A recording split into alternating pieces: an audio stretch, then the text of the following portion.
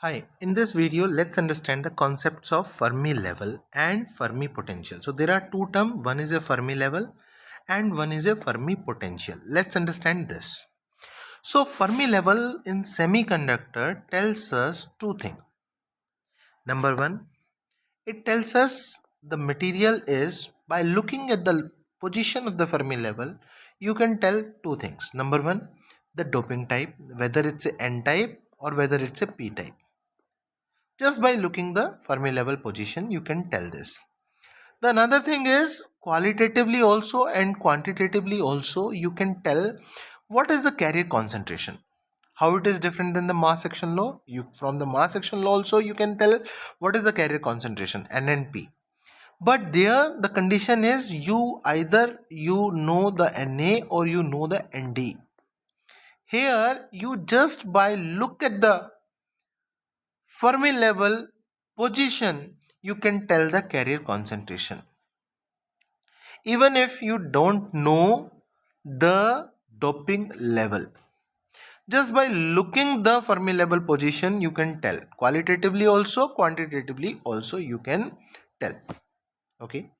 So if you don't know Na and Nd, and if you know what is the Fermi level position, you can tell the carrier concentration. So this is another way to find out the carrier concentration.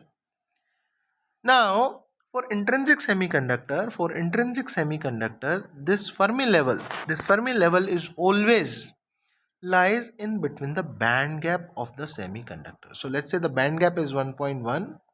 So this is always in between. So this distance is 0.55 and this distance is also 0.55. When this is the case, meaning there is no doping. So if just it lies just in between the band gap Eg, meaning it is a dopingless material. There is no dopingless, no doping. Number two, it also tells us since this distance is also equal to this distance, meaning the number of electrons and the number of holes both are equal in the semiconductor. Okay. Now, for extrinsic semiconductor, let's talk about the N-type semiconductor. For N-type semiconductor, Fermi level is always shifted towards conduction band.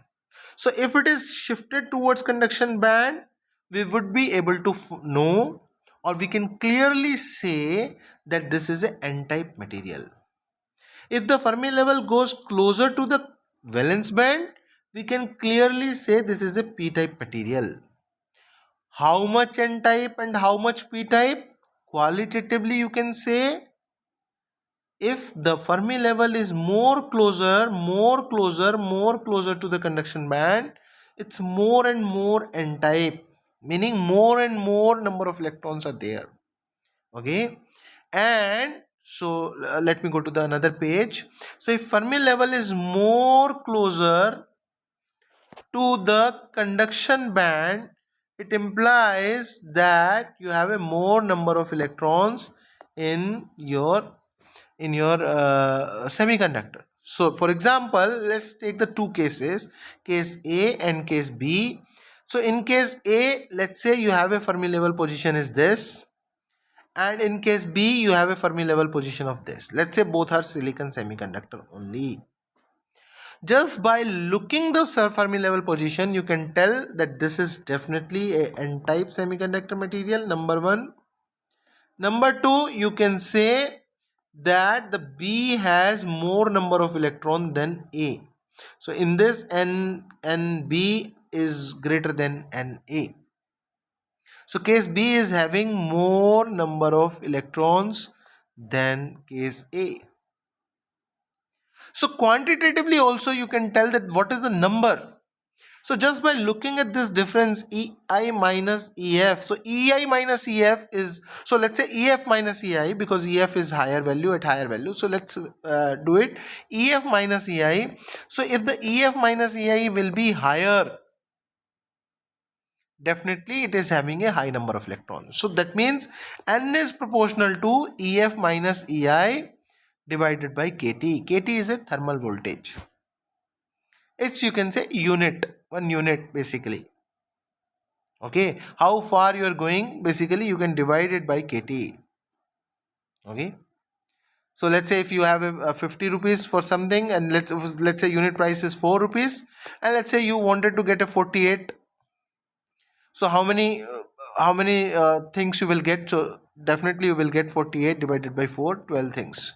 So similarly, at energy level, kt is a thermal energy level. It's a unit, you can say it's a unit kind of a level, energy level. How far you are going? ef minus ei divided by kt. So this will tell you how far, how many steps you have taken above the ei. So this n will be proportional to ef minus ei by kt.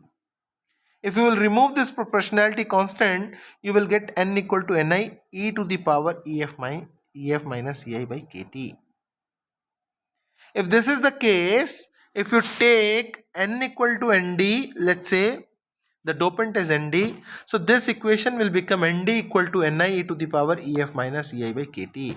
If you take the log, natural log on both sides, you will get ef minus ei equal to kt natural log of nd by ni. ef minus ei is basically energy difference between the Fermi level of extrinsic semiconductor and Fermi level of intrinsic semiconductor. If you divide it by q, this quantity ef minus ei divided by q is known as Fermi potential. What is the potential of the new Fermi level? What is the potential? So initially it was at ei, now you are at ef, another level. So what is this potential? What is the Fermi potential? So the Fermi potential will become kt by q ln nd by ni. So in this the complete equation, basically two factors you can say are unknown. Either nd is unknown or ef minus ei is unknown. So if you know ef minus ei, let's say you know the Fermi level positions, let's say in the band you know this position, you know this gap. If you know this gap, you will be immediately able to know nd. That means you will be able to know the carrier concentration.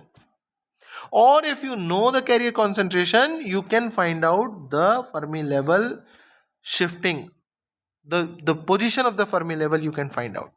It is very, very helpful in MOSFET. When you are going to study the MOSFET or the threshold voltage of the MOSFET, this Fermi potential, this phi Fn, the position of the Fermi level, how far it is from the intrinsic Fermi level, this becomes very, very important. That's why we are studying this.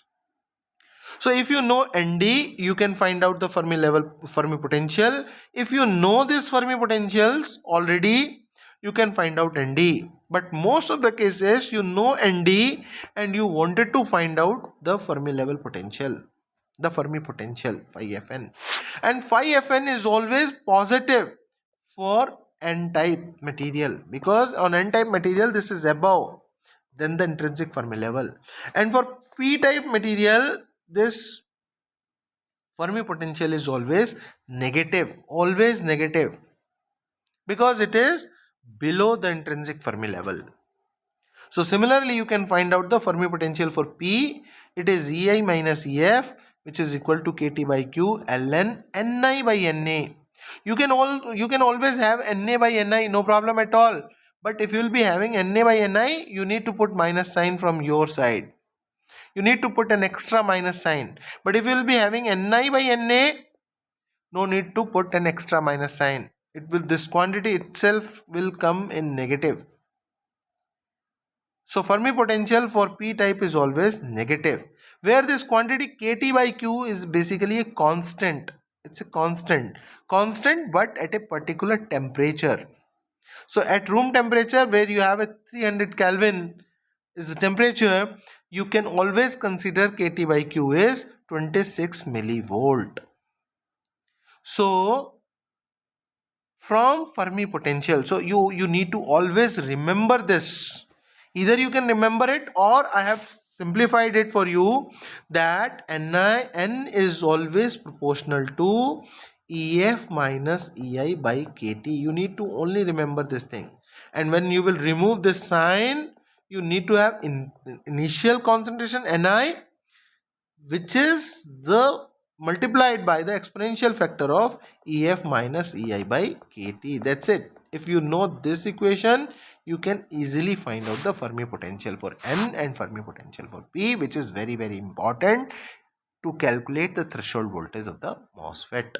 Because phi Fn term comes at many places when you deal with the MOSFET. Thank you.